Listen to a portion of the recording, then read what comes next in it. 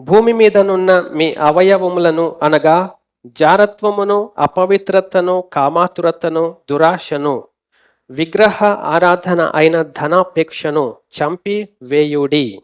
చూడండి ఎంత తేటగా పరిశుద్ధాత్ముడు సంఘమునకు, దేవుడు తన బిడ్డలకు తెలియజేస్తా ఉన్నాడు.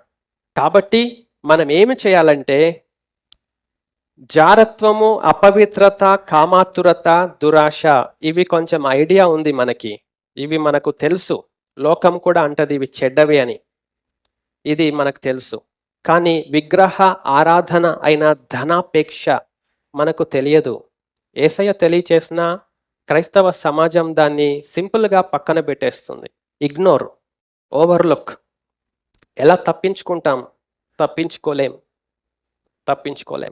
ప్రభు అంటున్నాడు, విగ్రహ ఆరాధన అయిన ధనాపేక్షను మీరు చంపివేయండి, వాటిని విసర్జించండి.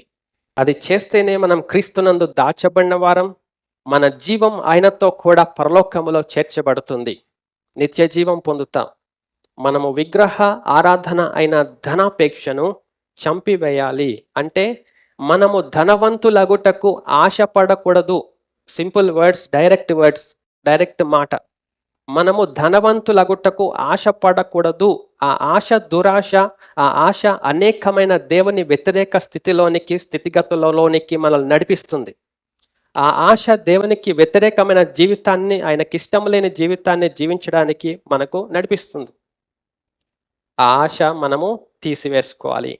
ప్రభు మనకు ధనం ఇస్తే, ఆర్థిక స్థితిలో మనల్ని పెంచుతే, ఆ ధనముతో మనం ఔదార్యము కలిగి ధర్మకార్యములు చేసి ఆ ధనములో ఇతరులకు పాలివ్వగలగాలి.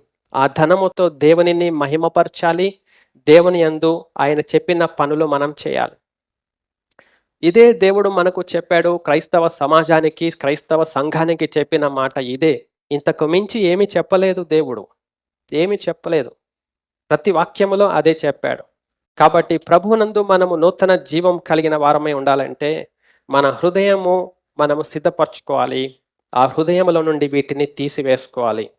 ఏమేమంటే జారత్వము, అపవిత్రత, కామాతురత, దురాశ, విగ్రహ ఆరాధన అయిన ధనాపేక్ష మనం తీసివేసుకోవాలి. వాటి వలన దేవుని ఉగ్రత అవిధేయుల మీదకి వచ్చును. పూర్వము వారి మధ్య జీవించినప్పుడు మీరును వీటిని అనుసరించి నడుచుకొంటిరి.